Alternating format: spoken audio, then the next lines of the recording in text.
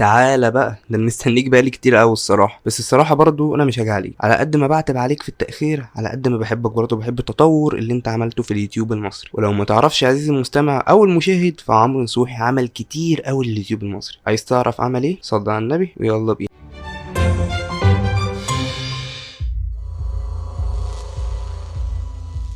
عمرو نصوحي مهندس ميكانيكا مصري عايش في دبي وبيشتغل في البترول. حياة مش هنقول عليها عالية، لكن نقدر نقول عليها آمنة او متوسط. بس عمرو كان دايما عنده حلم واحد، انه كان يبقى لعيب كوره. بس طبعا زيه زي بقيه شباب مصر ما عرفش يحقق الحلم ده، وكان في ناشئين نادي المعادي في صغره، وكان بيلعب برضه كوره في الجامعه. لكن مهاراته ما كانتش مساعداه انه يكمل في الكوره، بس شغفه للكوره ما بينتهيش وبيفضل الحلم مكمل معاه. قال طالما كده كده مش هعرف العب، فانا ممكن امرن. وعمرو فعلا وهو شغال في دبي قرر انه يمرن الاطفال، وكان اكبر سن عمرو نصوحي مرنه هو سن 13 سنه، وده وهو شغال. وفضل سنتين ونص يدرب. بس عمرو كل ده مش بيعمل فيديوهات. عمرو كان الاول بيكتب مقالات على الفيس، ولما لقى ان هي عجب الناس قرر انه يعمل فيديوهات، وده لحد يورو 2012. وبرضه بعد اليورو كان بيحلل لروما بس، وده لان عمرو رومانيستا من زمان.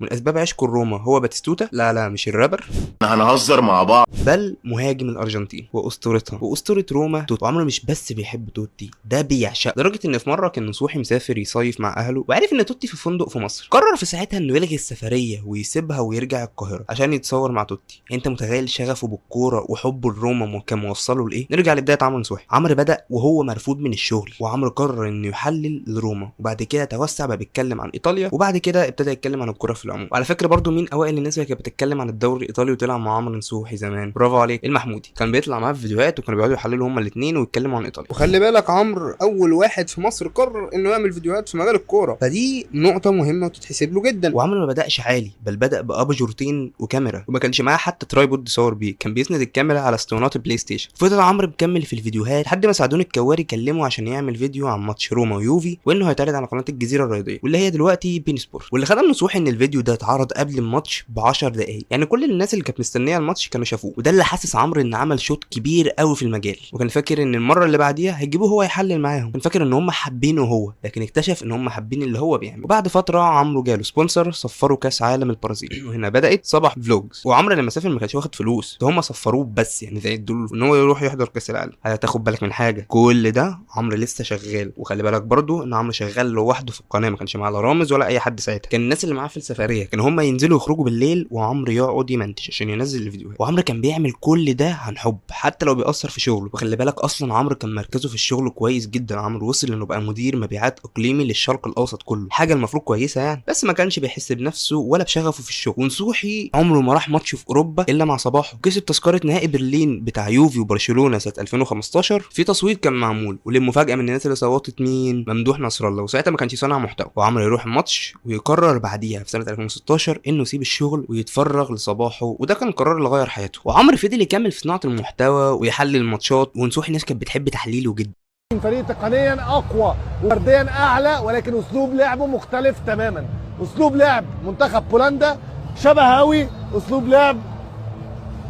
يا حلوه يا اللي العسل سايل من الشفه، شعرك سلاسل دهب، دمك كمان خفه، ادفع في معك الوف واهديكي جامع بالي، لو قلت كلمه يسمع بسمع من الشفه. وكان بيسعى انه يكون مدرب وخد كورسات في التدريب، بس دلوقتي قرر انه مش عايز يشتغل في المجال ده عشان هيبقى مرهق ومش هيحبه زي الاول. بس جت فتره نصوحي اتجه للتلفزيون شويه، ودي الفتره اللي المتابعين حسوا ان نصوحي بعد عن المحتوى بتاعه. لكن نصوحي بيرجع تاني، ده لانه مرتاحش زي اليوتيوب، وده اللي هو قاله. وقال انه بحب اليوتيوب وبحب صناعه المحتوى على اليوتيوب. ليه؟ لان انت هناك براحتك وبرايك وبكلامك، ما عليكش الضغوط، مش لازم انت جامل. يعني نصوحي مش مجامل خالص، لا خالص. في حوار اللعيبه نصوحي مثلا مين اشهر صاحب ليه؟ هو صلاح. نصوحي كان بينتقده في ماتشات لمنتخب مصر، وكان بينتقده في مواقف كتير. وعمرو مره جاب استاذ حسين لبيب عشان يشرح هو هيعمل ايه لنادي الزمالك لما يمسك. لكن عمرو دلوقتي ما عندوش مشكله انه ينتقده عشان في حاجات في الاداره من اللي هو قالها ما حصلتش، وعشان ما بينفذوش الوعود اللي قالوا عليها. من اصحاب نصوحي تقريبا كل لعيبه الزمالك ما كانش بيتكسف انه ينتقدهم او يتكلم عليهم ويقيمهم، وده لان نصوحي تلقائي، لا تلقائي.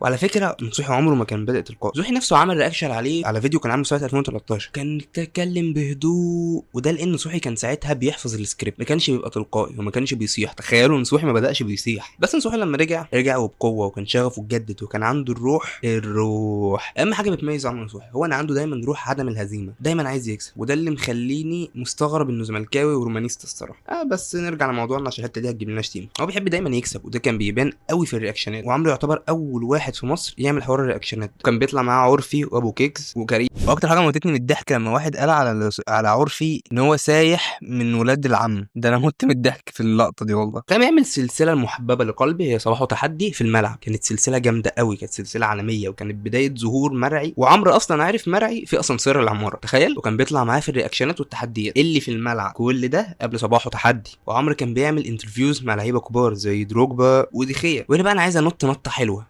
نطه كده لاواخر 2021 وبدايات 2022، لان هي هنا بقى كانت سنه البيك، وبدا التغيير في القناه مع فيديو نور الشريف. الفيديو ده عالمي على فكره، وعمرو تنوع في المحتوى، تحليل تلاقي، رياكشنات تلاقي، وابتدى ساعتها صباحه تحدي بس بقى بشكله الجديد، وبقى برنامج اساسي. واول حلقه كان مع مين؟ ابو كيكس وكومان. وهنا بدات رحله نصوحي ومرعي في التحديات، وكان بيعمل محتوى كتير، وبدات سلسله البودكاست بتاعته هو، فكرته وانتاجه. كنت بعشق البودكاست ده، كفايه تحليل ميسي بتاع احمد صلاح حسني. وانا عارف ان الحته دي برضه هتجيب لي مشاكل كتير في الكومنتات. نرجع لموضوعنا. عمرو في السنه دي كان اون فاير، وبرضه رياكشنات كاس العالم كانت اون فاير معاه، وفضل عمرو يكمل في صناعه المحتوى. بس بدات البرامج تختفي واحده واحده، زي مثلا انه بطل يحلل المباريات، بطل البودكاست بتاع اللعيبه، وفين وفين لما بيصور فلوج. هتقول له تحديات الملعب، اقول لك عمرو بطلها بسبب انه اتصاب، او على حد وصفه اتعور في ماتش. بقى القناه بتعتمد على صباحه بودكاست وصباحه تحدي بس مش عارف ده انعدام شغف، او بدا يحس ان الناس مش عايزه البرامج دي. حابب اقول له ان احنا منتظرين بفارغ الصبر البرامج دي، لان كان شغفك بيبان فيها، وكنا حابينها جدا يا جدع. ده حتى قناه الجيمنج اللي كان عاملها سابها، مش عارف ليه، مع ان فيها فيديوهات جامده جدا زي فيفا وامونج اس. وبمناسبه صباحه تحدي، للناس اللي بتسال ليه برنامج صباحه تحدي بيتاخر او بيبقى فيه حلقات كتير وبياخد وقت على ما يتحضر، لان البرنامج ده صعب التحضير بتاعه جدا. انا مش عامل البرنامج عشان نبقى احنا بس اللي جامدين، ما انا عايز اللي بيشاهد يكون مشارك برضه، حتى لو في سؤال في حلقه او سؤالين يكون عارف يجاوب عليهم. وده اللي اتكلمنا عنه في حلقه ليه بنحب برامج التحديات اللي هتظهر لك فوق. تعرف برضه ايه اللي اسهل من تحضير برامج صباحه؟ هو انك تعمل لايك او تشترك. يا عم اعمل لايك واشترك، واكتب لي كومنت كده، قول لي ايه رايك في الفيديوهات اللي بنعملها، ايه رايك في ادائي، ايه رايك في النادي الاهلي، اي حاجه اكتب لي كومنت حسسني بوجودك. نرجع لموضوعنا. حابب اقول لك انك يا عمرو، وانا اقصد التعبير ده بالحرف، انك الجود في اليوتيوب المصري بتاع الكوره، وما كانش بتاع الكوره بس. انت كنت سبب من اسباب فتح الباب ده لناس كتير قوي، وانك كمان سالك ما بتكرهش الخير للغير. لما لقيت مرعي نجح كنت حابب انه يكمل، وكنت حابب ان نجاحه يزيد، مش زي الناس التانية لما بتلاقي حد ناجح معاها اول حاجه بتحاول تقلل ظهوره. متقبل النقد والتحفيل، يعني اشهر رياكشن عند نصوحي هو رياكشن القاضيه وجملته الشهيره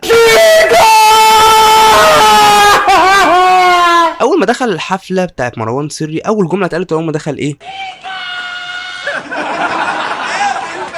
وخدها بهزار وما تقمص ومشي. وعايز اقول نصوحي انت ملهم ليا انا شخصيا. يعني تخيل واحد بدا باباجورتين وكاميرا بس ومعهوش ترابط ولا اي حاجه، بقى من اهم صناع المحتوى في الوطن العربي، واكتر واحد الايديتنج عنده مبهر في الوطن العربي كله بالنسبه لي. ومش بس كده، وشخصيه غير متصنعه. احنا بنحب نصوحي كده، بنحبه بتحليله، بصياحه، برياكشناته، بلقطاته، باللي بيعملها. بجد شكرا عمرو نصوحي على المتعه اللي بتقدمها لنا. شكرا انك لسه بتحاول تبتكر حاجات تعجب الجمهور، وشكرا انك لسه بتحاول تحترم جمهورك. وبس انا كده خلصت. اتمنى الحلقه تكون عجبتكم. تعمل لايك وتشترك في القناه وتفعل زر الجرس عشان يوصلك كل جديد. تعمل فولو على الانستجرام تحت في اول كومنت. والسلام عليكم ورحمه الله وبركاته.